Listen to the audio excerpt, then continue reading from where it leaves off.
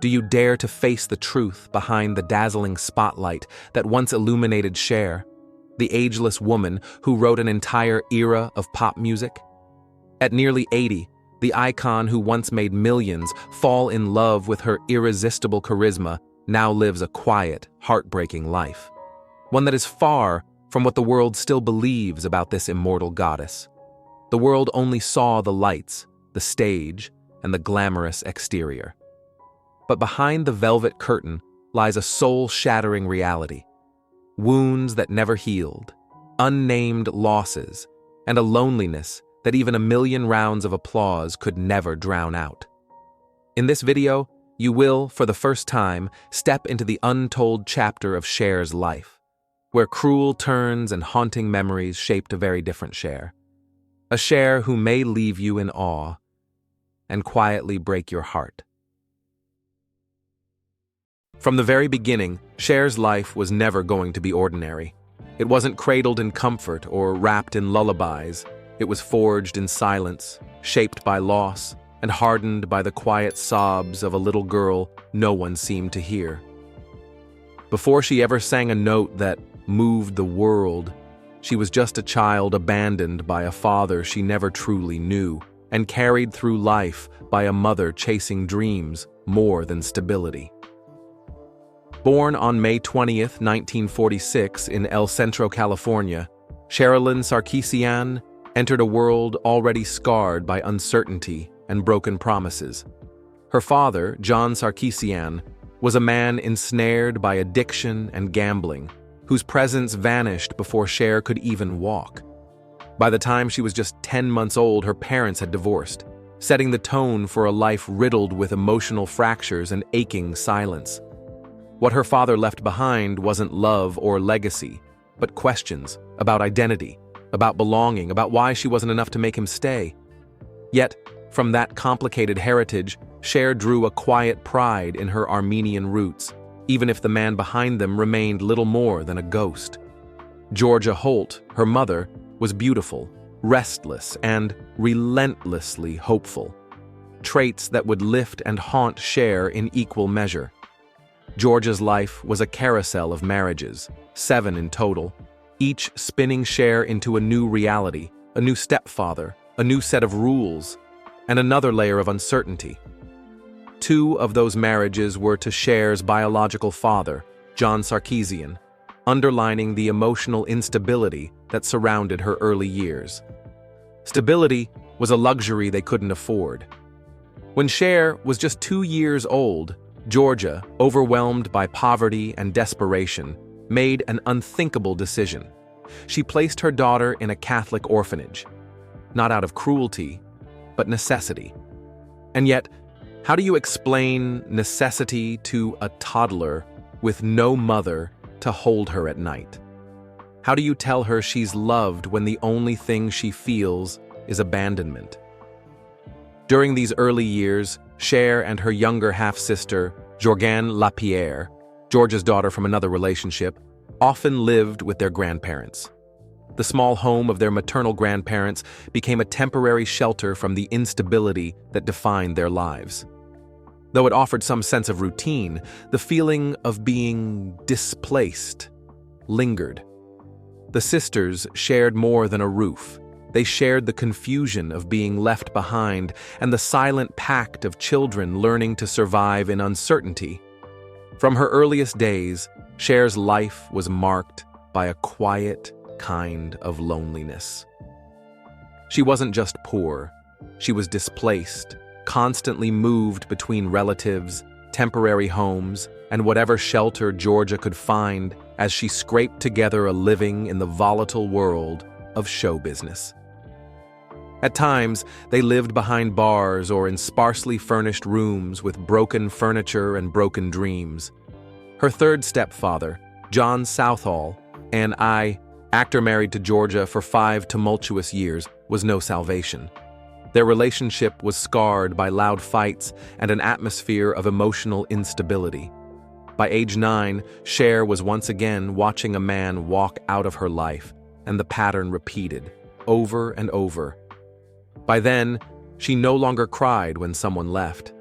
She simply expected it, Financial hardship loomed over every corner of her childhood. Georgia did her best, but it was never enough.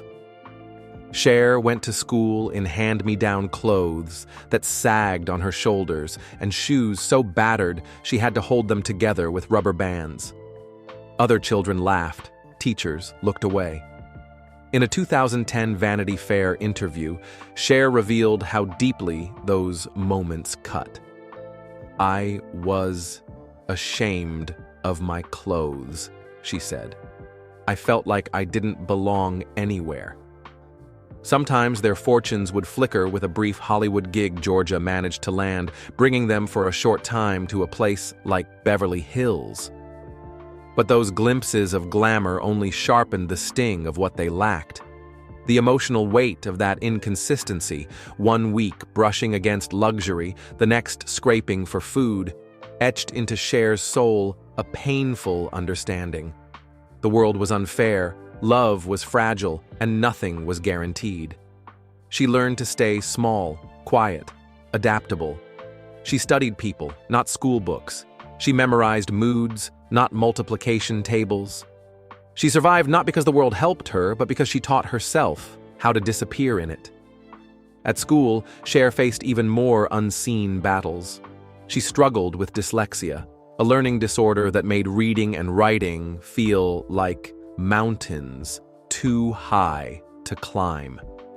Words on the page danced and scattered, making her feel alien in a world built on comprehension. Teachers misjudged her potential, labeling her slow or lazy, never seeing the storm of frustration behind her eyes. The words never made sense, she later recalled. "I was always the one who didn't fit in." By the 11th grade, just 16 years old, Cher made the difficult decision to leave school. It wasn't a decision born from defiance. It was one forged in quiet survival, a determination to escape a system that failed to see her light. A childhood scattered between homes, stepfathers, and silence. This was not a life designed to produce a star. But that's what made it extraordinary. What makes her rise so miraculous is not the scale of her success, but the depth of what she endured. It wasn't the lights or applause that defined Cher's greatness. It was the courage of a girl who stitched her own soul back together with threads of willpower. "I was always thinking about being famous," she would later say. "Not for the fame, but for the escape." Her childhood was not just difficult. It was emotionally brutal, psychologically disorienting, and painfully isolating. But it was in that darkness that Cher found a reason to dream. Not just to be seen, but to matter. To become something, greater than the silence that raised her. And in doing so, she didn't just survive, she transcended. Again and again. That is the real beginning of Cher's story. And that is where her legend truly began. If there's anything that made Cher's climb to the top truly extraordinary, it wasn't just the dazzling glow of success, but the shadows she had to overcome to reach that light. After a childhood filled with quiet sighs and patchwork dreams, Cher did not step into adulthood with diplomas or backing, but with one unshakable determination: to break free from the past and write a new destiny of her own. At the age of 16, while many girls her age were still puzzled over final exams, Cher made a life-altering decision. She dropped out of school, left behind the classrooms that never understood her, and walked alone to Los Angeles, carrying with her only one thing: a dream of being seen and loved. That dream wasn't glamorous or radiant, it was raw, aching, born from a pain she needed to escape, from the silence of a childhood that had taught her how to disappear. And it was in that unfamiliar city, where every door seemed shut and dreams were as fragile as smoke, that Cher met Sonny Bono, a man 11 years her senior, working for the legendary producer Phil Spector. At first, Their relationship was a simple arrangement. Cher moved into Sunny's apartment as a housekeeper. But as days passed, a special bond blossomed between them, not loud or showy, but quiet and profound. Sunny was not the ideal man from a romance novel, but he had eyes that truly saw. He noticed in Cher a raspy yet breathtaking voice, an untamed presence not yet refined but impossible to ignore. And Cher, a girl who had grown up feeling invisible, suddenly felt the presence of her own self reflected in another's gaze. Not for her looks, not for her weakness, but simply for being who she was. Their love did not arrive like a storm, but like a melancholic ballad, the kind that sinks deeper with each listen, that lingers long after it ends. And from that love, they wove their lives together through music, a shared language more intimate than any declaration. The song, "I Got You Babe," was their quiet vow, a promise that as long as they had each other, they could withstand anything. The song became the voice of a generation searching for hope amid turmoil. And then came the hits. "Baby Don't Go," "The Beat Goes On." Sunny and Cher became irreplaceable icons, not just because of their music, but because of how they existed together. A little rebellious, a little quirky, and utterly real. Fame quickly brought them to a new crossroad: cinema. The film Good Times, 1967, marked their bold first step. Lighthearted, humorous, and deeply personal. Though it wasn't a box office triumph, it stood as a testament to their fearless spirit. Not stopping there, Sunny, driven by hope and determination, wrote and produced Chastity, hoping it would be a turning point for Cher to shine independently. But again, the film failed not only artistically, but financially, pulling them into a pressure vortex they had never faced before. Simultaneously, the music world shifted dramatically. The gentle pop sound that had lifted them to stardom was now fading in the face of loud, rebellious, experimental rock. The fame they once took for granted began to waver. Facing the threat of fading into oblivion, they were forced to choose, not just to survive, but to reinvent themselves completely. As their hits disappeared from the airwaves and studio doors closed, Sunny and Cher didn't just face a creative crisis, but fell into financial instability. The very songs that once crowned them now felt lost amid the booming, edgy new wave of music. Their career spiraled, weighed down by financial burdens, leaving them trapped between past glory and harsh reality. With no other option, they clung to their final hope: live performances in Las Vegas. Each night on stage was a gamble for survival, where they sang not just to entertain, but to fight back the darkness creeping in behind the lights. They sang, they performed, clinging to their fading fame, hoping for a miracle before everything vanished for good. On the Las Vegas stage, Sunny and Cher rediscovered themselves, not as lost stars in a changing era, but as two artistic souls desperately holding on to their last glimmers of glory with every ounce of passion they had left. Cher was sharp and agile, leading their banter with grace, charm, and rare stage courage. Sunny, on the other hand, brought a strange sense of sincerity and warmth. Each audience laugh felt like an embrace for old memories. Audiences loved this contrast, and soon, television took notice. In 1971, the Sunny and Cher Comedy Hour debuted, quickly becoming a smash hit. It wasn't just a show, it redefined the concept of a television duo, where music intertwined with comedy, where the banter between a clever Cher and a clumsy but endearing Sunny became iconic. Ratings soared, millions of American families awaited each episode, and the show became a vital part of pop culture. What began as a last-ditch effort to survive turned into a cultural phenomenon, catapulting them back into mainstream fame and transforming them into household names across America. It was more than a comeback. It was a rebirth.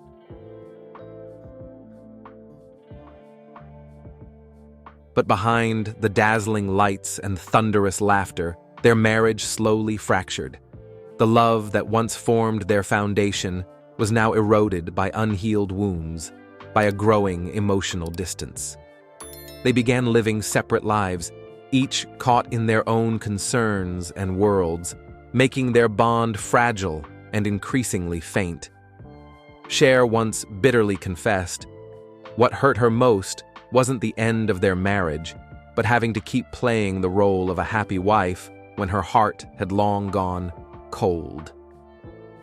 They remained together, not for love, but for the audience, the fame, and the artistic legacy they had built together over the years. There were moments when even they couldn't tell where the stage ended and real life began. Smiles, glances exchanged before the public, one by one, became mechanical habits, lifeless and forced. Cher admitted, pretending everything was fine, that was the hardest part. She had lived too long in the image of the perfect wife that she lost the ability to hear her true feelings. Even Sonny, in a 1973 diary entry, confessed that they clung to that mask not for themselves, but for the belief and expectations of millions of fans. But no mask lasts forever.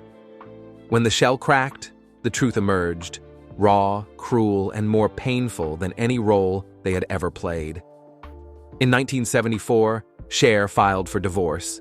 By 1975, all legal ties, love, marriage, and their shared career were officially over. A relationship that once symbolized passion and artistic creation was now nothing more than silent fragments.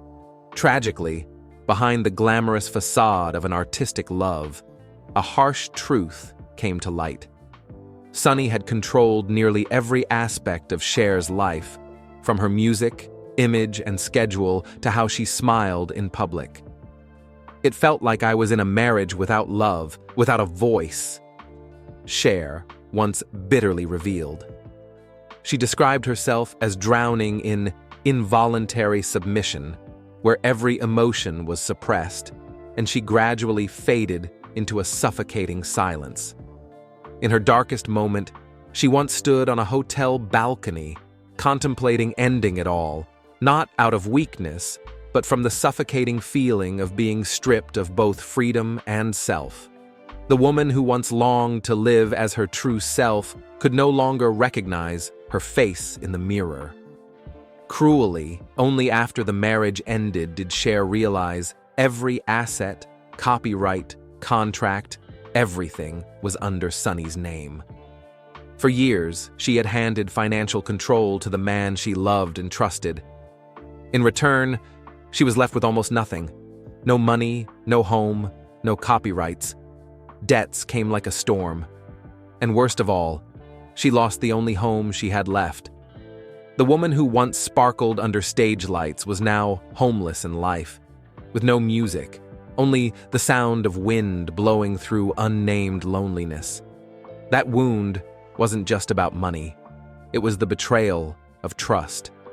A devastating blow to a heart that once loved fully and lived wholly.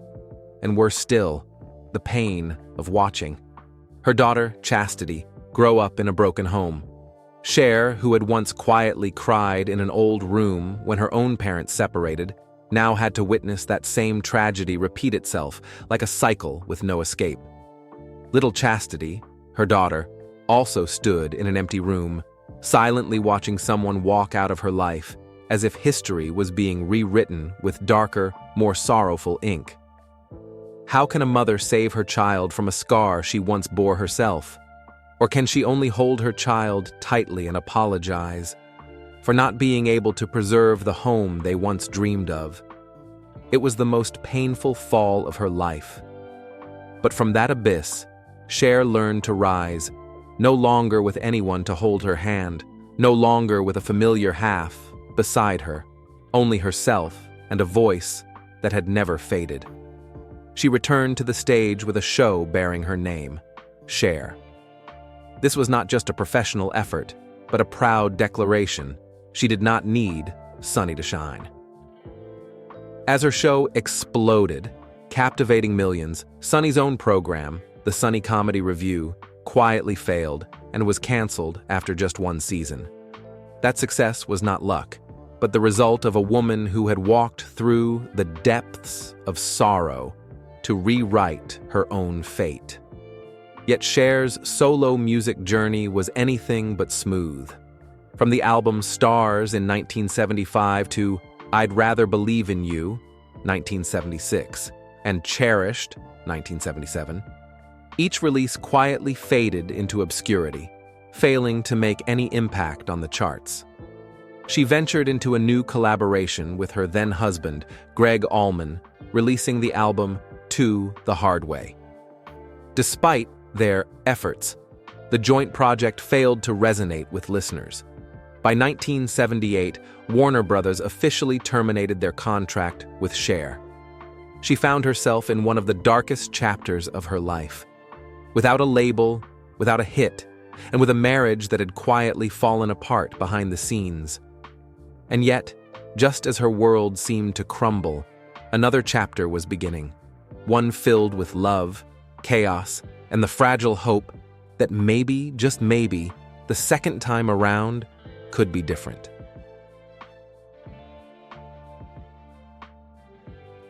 After breaking free from her imprisoning marriage with Sonny Bono, Cher seemed to have finally unshackled herself from all chains.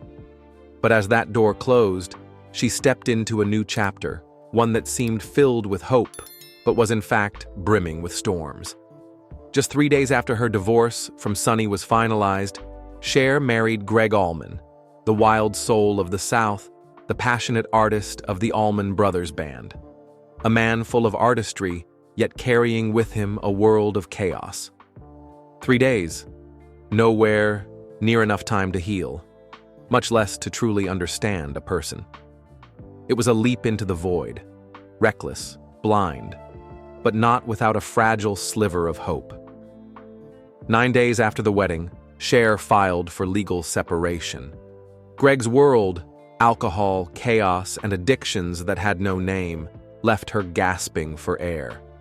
The woman who had just escaped control now found herself in another whirlwind, one she could not rescue herself from. But amid the wreckage, Gregg held on. He made promises. Cher softened. Perhaps she still believed in love, or maybe she simply wasn't ready to let go of another dream. They got back together, on a threadbare hope. But then, when Cher decided to reunite with Sonny on stage, strictly for work, Gregg grew jealous, hurt. The wounds in his heart had never truly healed. Tension escalated, and he filed for divorce. And as if fate still wasn't done with her, that was when Cher discovered she was pregnant. The good news came like a quiet ache. A life was growing inside her, the result of an unfinished chapter, a faint light flickering in a pitch-black night. For that child, they came back together again, hoping that their love for their child would be the final thread holding everything together. Elijah Blue Allman was born like a small candle lit in the midst of a storm. They both tried to be good parents, but the cracks in their hearts ran too deep, too old, to be mended by the love of parenthood alone. In 1978, that marriage came to an end, quietly, just as it had begun. No tears, no blame, only the exhaustion and bitter acknowledgement that once again, Cher could not hold on to the home she had believed in. Years later, when looking back, she did not speak much about that marriage. But every word she did say felt like a cherished shard, without hatred, without accusation, just the quiet sorrow of a woman who once hoped that the second time would be different. She held Elijah in her arms and kept walking, alone. But when she returned to music, everything had changed. Record labels were no longer calling, and audiences seemed to have forgotten the name Cher. She was seen as outdated, a fading shadow of a bygone golden era. But Cher had never been the kind to surrender to failure. When every door seemed to close, she chose a path she herself had once hesitated to take: disco music. In 1979, Cher signed with Casablanca Records and released the album Take Me Home, her first project steeped in fiery disco energy. Though she was initially uninterested in the genre, her sharp instincts and sheer will to survive helped her ride the wave of the times. The title track, Take Me Home, quickly climbed into the Billboard Hot 100's top 10, becoming a beloved hit across dance floors in America. Cher didn't just return, she was reborn as a disco queen, bold, seductive, and unapologetically defiant. It wasn't just her music, her image also became iconic. With performance outfits inspired by Viking warriors, metallic armor, horned helmets, and artfully draped bodies, Cher created a persona impossible to confuse. No longer the woman of the 60s or 70s, she stepped into a new era with fierce independence and an unbreakable spirit. But the spotlight is never easy to hold. Her next album, Prisoner, failed. Cher wanted to tell deeper, more personal stories, but the label only wanted easily digestible tunes. That conflict sent the album into oblivion. Refusing to give up, Cher started over once more. She formed the rock band Black Rose with her then-partner Les Dudek, hoping to pour herself fully into the music she truly loved. But the album was released without her name on the cover. The public didn't realize the voice belonged to Cher. The project failed, the tour flopped, the band disbanded, the love fell apart. By 1982, she was left with nothing again. But Cher did not disappear. She changed direction, stepping into the world of film, a realm where no one had expected anything from her. And then came Silkwood, 1983, like a miracle. A powerful supporting role alongside Meryl Streep earned Cher her first Oscar nomination, a long overdue but well-deserved recognition. From there, she proved she was not just a singer-turned-actress. Mask, Suspect, then came Moonstruck, 1987, the role that changed everything. As Loretta Castorini, a widowed woman torn between reason and passion, Cher didn't just act, she lived. She poured every heartbreak, every loss, every longing from her own life into that character. And then, the Academy Award for Best Actress called her name. But it was not just a golden trophy, it was a declaration of strength. A woman who had once been doubted, once defined by her past, was now one of the most celebrated actresses of her generation. That award was a reward for silent wounds, a response to all who had ever dismissed her, a fierce affirmation of one undeniable truth. A woman brought to her knees can still rise and reach the summit, on her own feet. The girl who once felt out of place in the classroom, who once held her shoes together with rubber bands, who was told she could not live without a man, now stood alone, proud, unwavering, at the pinnacle of Hollywood. And that night, beneath blazing lights and thunderous applause, Cher did not just win. She was reborn.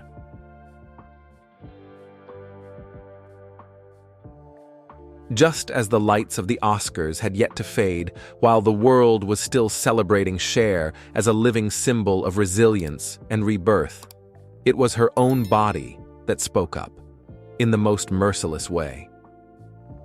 In 1987, while filming The Witches of Eastwick, Cher began to feel an unusual fatigue.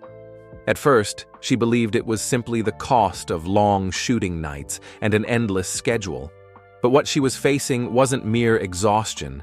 It was a silent illness, later identified as the Epstein-Barr virus, that she would later confess stole the best years of my youth. The virus that attacked her immune system, Epstein-Barr, struck like a storm. It left her drained, feverish, suffering from pneumonia, and trapped in a constant state of debilitating fatigue. For someone who had once shone so brilliantly on stage, being bedridden for 2 long years felt like a cruel sentence. Cher was forced to turn down major roles, and music projects she had long dreamed of had to be set aside. In a rare and emotional interview years later, Cher admitted, "I was very sad. Very, very sad. It was not just the sorrow of an artist being halted mid-journey, but the heartbreak of a woman who had devoted her life to movement, to music, to the spotlight, now forced into silence. No cameras, no reporters, no applause. Only Cher, alone in the quiet, facing the illness that had taken from her the one thing she treasured most, the ability to live as an artist. And when she returned, it was not with a dazzling or grand comeback. It was a quiet resurrection. She had to start over, from zero. Her voice, her strength, her place in a world that seemed to have moved on without her. Just as she was learning to rise again, the man who had once helped her soar, Sonny Bono, took a turn down a different path. In 1988, he became the mayor of Palm Springs. Later, he served as a United States congressman. But on a cold winter day in 1998, a skiing accident in Aspen claimed his life. This chapter in her life was not marked by glittering headlines. It was written in silent sorrow, in hidden strength, and in the quiet courage of a woman forced to find herself again after being brought to her knees. Though their romance had ended long ago, Sonny remained an unshakable part of Cher's heart. They were not just co-stars in the world of entertainment. They were companions on the journey of becoming themselves. And when the news of his death reached her, it struck like a bolt of lightning. Cher immediately flew from London back to California to attend his memorial. When she stood before friends, family, and the world, not as a pop star, but as a grieving woman, there was no anger, no dramatics, only calm. Her voice trembled, but her words were steady. "He made me who I am." Just one sentence, but it held a lifetime of gratitude, of regret, and of a deep, enduring love that had never truly faded. Yet the deepest wounds did not come from sensational headlines. They came from home itself, from the complicated, often painful journey of motherhood. Cher's youngest son, Elijah Blue, once voiced something that not every child has the courage to say aloud. At just 7 years old, he had to leave his mother's embrace and begin life in a boarding school. Perhaps it was a reasonable decision, but to a child, it felt like abandonment. "When you go to boarding school at 7 years old," Elijah said in a 2014 interview, "it's kind of hard to feel like you're not being shunned." His words were gentle, but they cut like knives. Years later, even as an adult, Elijah had not fully stepped out from the shadows of those memories. "I'm in a phase of accepting it because I have to, but that doesn't mean it feels right."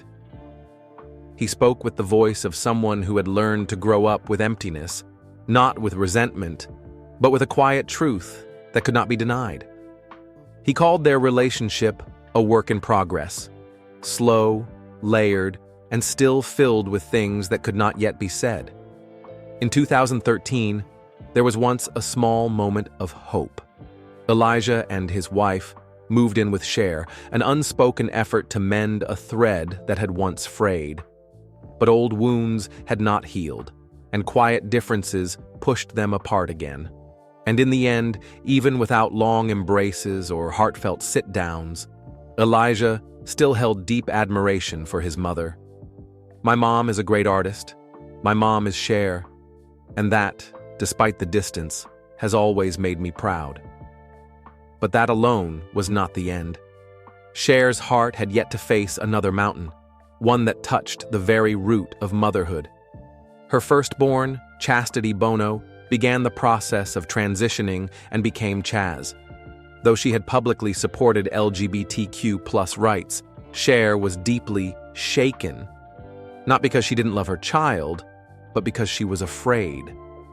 "I did not go through it that easily," she told Pride Source. She feared losing the daughter she once knew, feared stepping into a world she did not yet understand. But love, true love, always finds its way. Over time, Cher chose understanding over fear. She read books, she listened, she stayed. And slowly, pain gave way to peace. Today, she and Chaz are closer than ever. "He's happy," she said. "And we're in a really good place." Because in the end, being a mother is not about holding your child back, but letting them become who they truly are, even if it sometimes breaks your heart. Behind the Grammys, behind the glamour and fame, lives a woman who quietly fought to hold on to connection, while the world only saw her victories. She is not a perfect. She has stumbled. She has suffered. She has tried. And after every fall, she got back up, not just as a superstar, but as a mother, a survivor, a human being who refused to be broken. And perhaps that is Cher's greatest legacy. Not the awards, not the records, but the reminder that behind every spotlight is a soul once wounded, once crushed, but still choosing to shine. So if you have ever felt left behind, misunderstood, or simply too exhausted to begin again, remember this. Cher once felt that way too, and she kept going. So can you.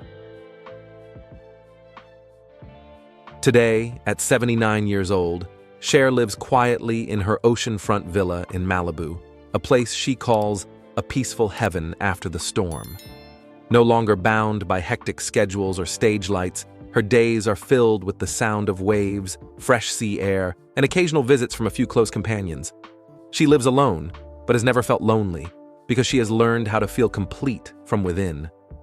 Though she once battled the Epstein-Barr virus, which left her debilitated for many years, her health is now relatively stable thanks to a strict routine. No red meat, no alcohol, a diet rich in leafy greens and steamed fish, along with daily meditation and yoga. Her wealth is estimated in the hundreds of millions of dollars, including properties, music, and artistic rights. She has written a clear will, leaving most of her estate to her 2 children and to charities she has quietly supported over the decades. Artistically, Cher no longer tours, but still appears at major events, the most recent being an honors ceremony in Los Angeles. She is currently finishing the 2nd volume of her memoir, deeper, more personal, like a final conversation with the world. Her relationship with her children now carries a gentler tone, though still marked by quiet moments. It has grown more understanding and heartfelt, a form of love that is unshowy, imperfect, but genuine. And Cher, the woman who once captivated the world, still lives by the spirit she once declared, "I don't grow old. I just change the way I shine." And what about you? Is there something in Cher's life that touched you the most? Share your thoughts below, because perhaps what you feel may be exactly what someone out there needs to find the courage to take one more step forward.